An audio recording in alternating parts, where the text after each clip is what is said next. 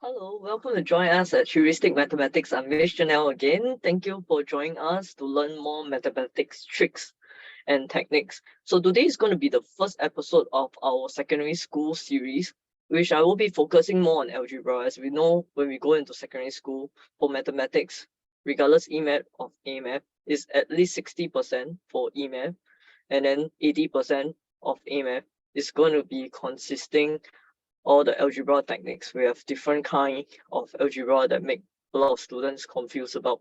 So I'm going to cover a series of Sec 1 all the way until Sec 4 questions. So stay tuned. I will be uploading a video every single week for both primary school and secondary school, which is I'll be going through 1 to 3 questions every series, and then hopefully you'll catch some information and learn some tips over the holiday. And if you actually find it useful, you can actually sign up for a holiday program that will actually bridge the gap between this year and next year, and also help the more advanced students to have a head start of their peers. So let's begin without further ado.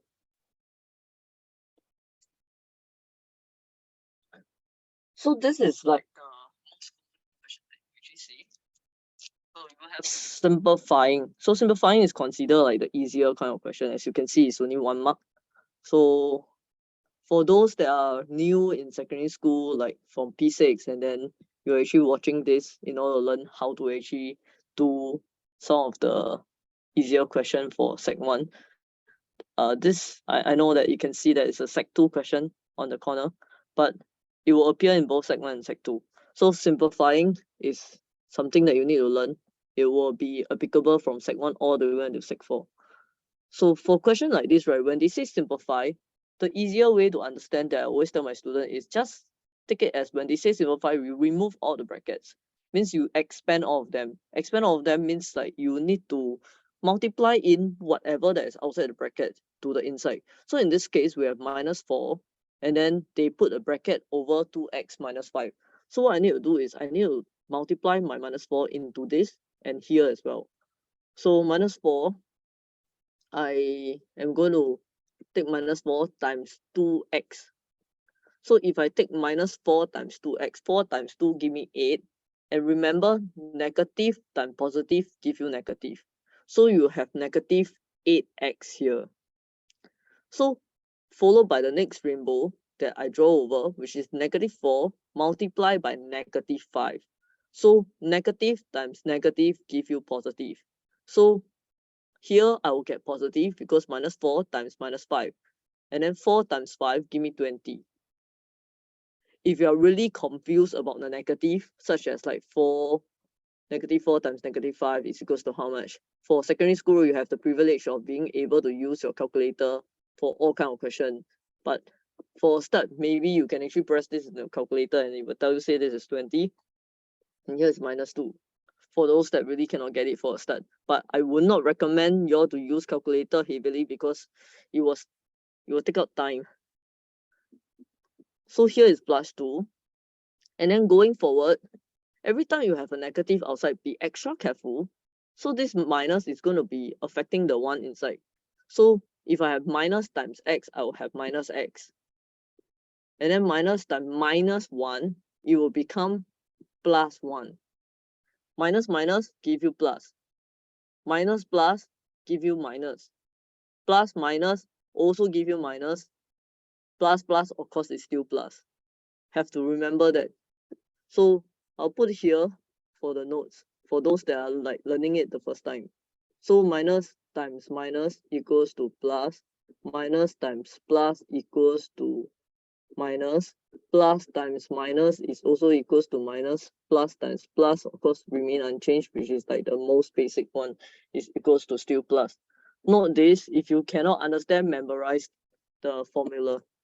So after that, what we need to do next is we will have to group them. So the one that has x, I group them together. The one that don't have, I group them together. So the highlighted ones are the x. So I'm going to shift them next to each other so that you can see clearer. So -8x minus x.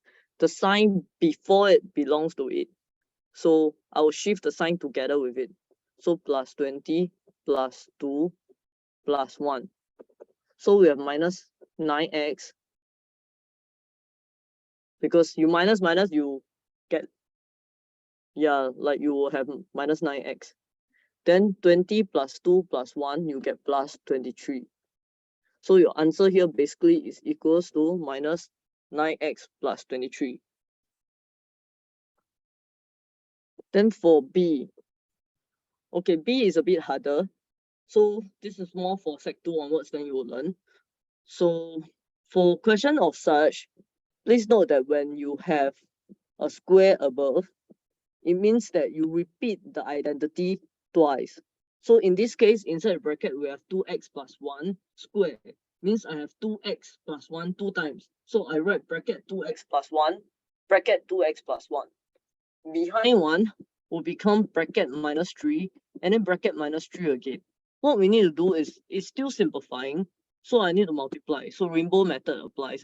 So here times here, here times here. And then here times here, here times here. So the first one, I have 2x times 2x, I get 4x squared. Followed by 2x times 1, I get 2x. Followed by the blue color one, this curve, I have the 1 times 2x, I have plus 2x still. 1 times 1, I have 1. Followed by the next one, here, here.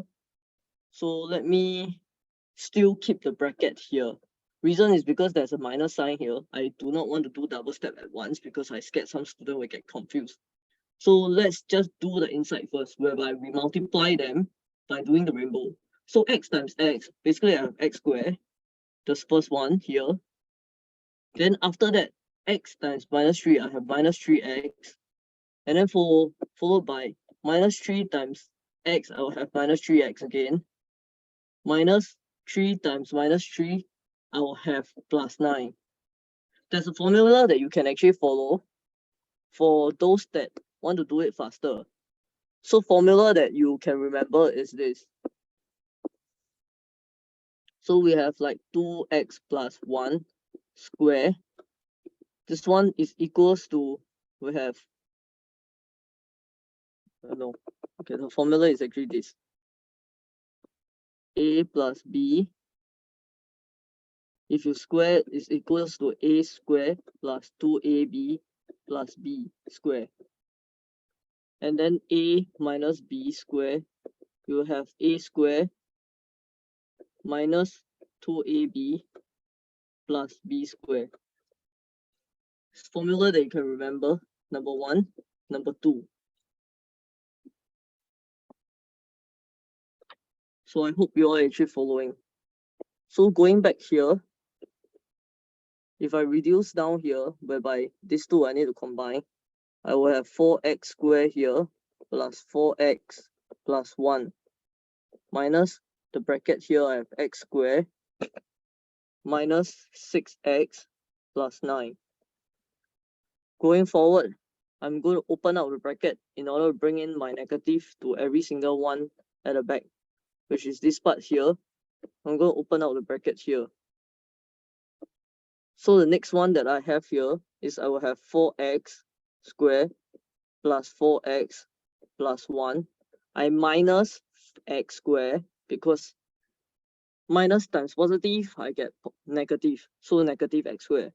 Negative times negative 6x, I will get positive 6x. And then negative times positive, I get negative. So after that, for those that may be already confused, let me color code to help you see better. This one and this one is the same. Both of them are x squared. I'm supposed to group them together. This one and this one are the same. Both are just x. I'm going to group them together. Number and number are the same. I'm going to group them together. When I say I'm going to group them together, it means that I'm going to just look at the number and the sign in front of them. So 4x squared minus x squared is equals to 3x squared. And then 4x plus 6x, I get 10x. And then plus 1 minus 9, I get minus 8. This is my answer. Okay, So today's session is just going to be covering these 2 questions.